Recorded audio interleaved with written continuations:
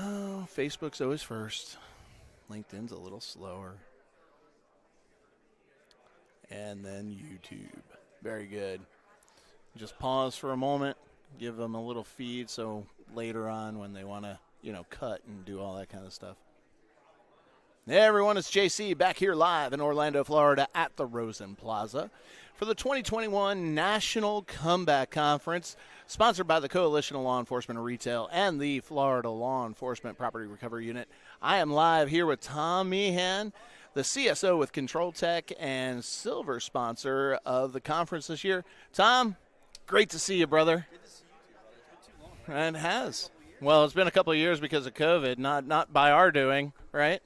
So, Tom, you've been coming to Clear since probably close to its inception, right? Yeah, absolutely. Yeah. How important is Clear to you? It's a great conference, and I think one of the things is switching sides from being a retailer Yeah. for 20 years to a solution provider. I love the fact that Control Tech still supports all of the great things that we're doing in the industry, and Clear is one of my favorites. Not only because of you, right? Oh, thanks, brother. I appreciate that. But really the cause and really working with law enforcement and organized retail crime professionals. It's always been a challenge to get networking events so that you can have a good mix of law enforcement and retail. As you know, we go to trade shows and there's tons of retailers or tons of law enforcement. Right. It's a great opportunity for everybody to really collaborate and share stories and ideas and really just get back to that networking that we really need to do to make cases work. Right. And you coming from the retail side and crossing over in the vendor community, I mean, you've seen both sides of it. How has it been from a vendor perspective? So I think I've been lucky. I think one of the things is, I feel like I'm the same as I was before. Sure. It's a little challenging when you switch sides sometimes because everybody's really busy to get on the phone and talk to folks about it. But really lucky from a couple different standpoints. One, I've stayed in touch and really pushed that networking piece, and that's hard, right? Talking to everybody, getting as involved as possible, and then working for a great organization that understands that, yeah, we have to sell product and deliver solutions, but we also really need to support the industry. Sure. And you've had the opportunity to attend the conferences in the past as a retailer, and now you're attending it as a vendor. Did you get into any sessions this week or this week today? First day? I did. I've been running back and forth. Good. And, one thing I would say that is really great is the attendance is off the charts. I don't know. There's clearly more people here than there's seats for. Yes. It is standing room only. Yeah, it's really great. And also, coming from this perspective, it is different. And I've now had 5 years on this side, but everybody's really engaging. Everybody that's coming by and stopping by the table and talking to us is really engaging from the retail, from the federal and local law enforcement side. It really is great. And what's really good is that some retailers and law enforcement are all going together and just talking. Some of it sharing war stories, right? Things Sure. from the past. Yeah. But a lot of it is really what's the trends that we're seeing and what technologies do we have out there that can help solve some problems. As a technology provider within this industry, how important is it for you to get that feedback and interact with your end users to understand their needs? It's actually the most important. So one of the things that at Control that we talk all of the time about is really a design thinking methodology. We don't assume we understand the problem. We have a lot of industry folks that work with us both in the banking and the retail side, but when we approach a client, we always are asking what the problem is and really peeling back the onion with them, because we might have a solution that in the toolbox that already fits, we might have to customize something. So it's really the most important thing is to really be able to spend time with folks and listen to what they're saying and build solutions around their problem, not everybody else's problem. Yeah. How has the year been for you guys? Good. Yeah. It's definitely challenging from a supply chain and chip shortage standpoint because we're a technology vendor, but I think we've done a really good job of planning ahead and keeping inventory. We have a 500,000 square foot warehouse in Chicago that's a ton of full of technology. Yeah. So sometimes you're taking that business risk of buying things and not knowing where the market's going to end because of COVID. Right? Sure. It's been very up and down, but Yep. we've been really fortunate that way. And really, I think a lot of the conversations that we're having are coming back to that what we said before. We have things that retailers need, and we spend a lot of time listening. We try to take that approach with everything we do, and it doesn't always work out, but we seem to have a lot of success sitting down with our clients and really putting our heads together and saying this is what's working in this market. We do a lot of international stuff too, so we're often first to bring things from another country and say, hey, this might be a fit, it might not. How can we adjust it? And just really take that feedback and run with it. Yeah, let's talk about that for a second. Over the years, especially pre-COVID, I mean, We had interest from all over the world for attendance to clear, and I know that ORC and shoplifting, professional shoplifting, things like that that are occurring overseas, especially in Europe. What are you seeing there? So I think globally, there's definitely, it may not be called the same thing always. Mm-hmm. That's one of the things. Right. ORC is a term that you're still looking at organized retail theft. A lot of Mm-hmm. times overseas, but in a lot of European countries, there's a real challenge.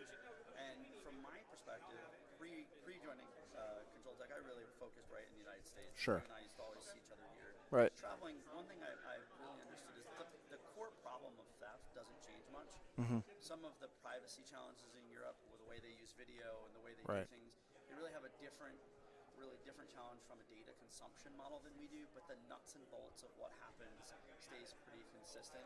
It's funny with all of the data and privacy challenges. Sometimes they're ahead of the curve in one thing. And I know you and I talked years ago. You know, when the whole chip and credit cards came, they were 10 years ahead of us. Right. But at the same time, they're struggling with the same things. I think one of the things that I'm seeing is folks want to come over and see what's happening in the U.S. Just again to brainstorm conferences like this. It might not work in their environment, but to understand, can I take a little bit of that away? And then when you go to bigger markets like in Asia, these massive geographical markets, again the nuts and bolts are the same, but how they interact with law enforcement, how the laws apply, change drastically. I do a lot of travel pre-COVID to China.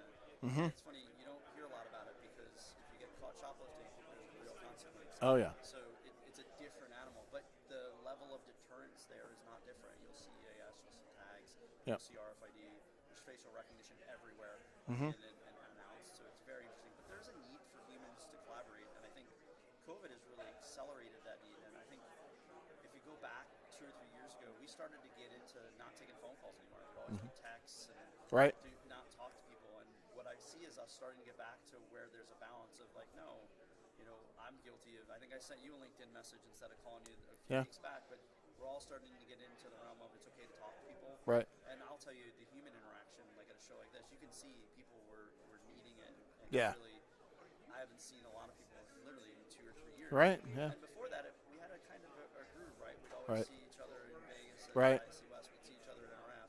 Yep. And you forget how important those conversations are. Yeah. Because you might only get one tidbit. That's been the challenge the last couple of years. The Zoom thing and the Teams calls and all those different things. I mean, that has been the challenge. It's the way we've had to stay connected. But you're right. I mean, it's great. It's an energy.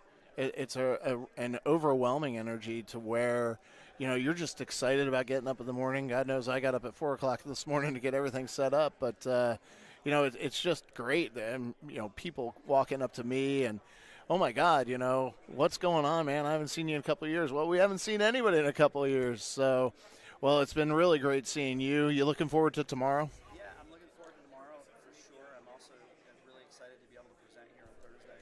So it's really, a great topic. We're going to talk about human trafficking and organized retail crime. I'm going to do it solo because my partner unfortunately came down with COVID. But Wow. That's what happens nowadays, right? It happens all the time. So excited to be able to talk about it in front of the right audience and really talk about how human trafficking and forced labor overlaps with ORC and how to build better cases. Sure. I sit on a board of a company called Zero Trafficking, and they really are focused exclusively on human trafficking and gathering active intelligence for it. So really exciting topic. Yeah. A little bit off and to the left for traditional retail. Yeah. But very, very exciting. Well, not really. I mean, when you think about it, especially me at Sports Authority being responsible for 300 manufacturing facilities overseas, I mean, that was certainly part of our focus on that program was human trafficking, forced labor. Were there any, capabilities for that, looking at where product came from, looking down that supply chain and actually seeing what's going on out there. Because you know what, in the end, I think it's important for retailers to be aware of that.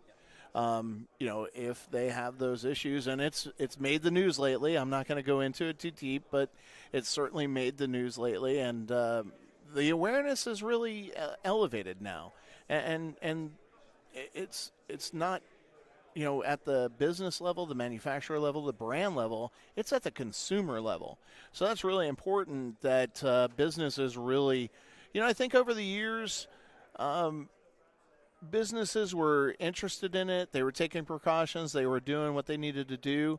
But I think the consumer awareness of it is really elevating, and it's causing action. Yeah, absolutely. And I think it's an important topic to talk about. I remember the first time I was actually exposed to it, which was more than 10 years ago, and I would be lying if I didn't tell you at that time.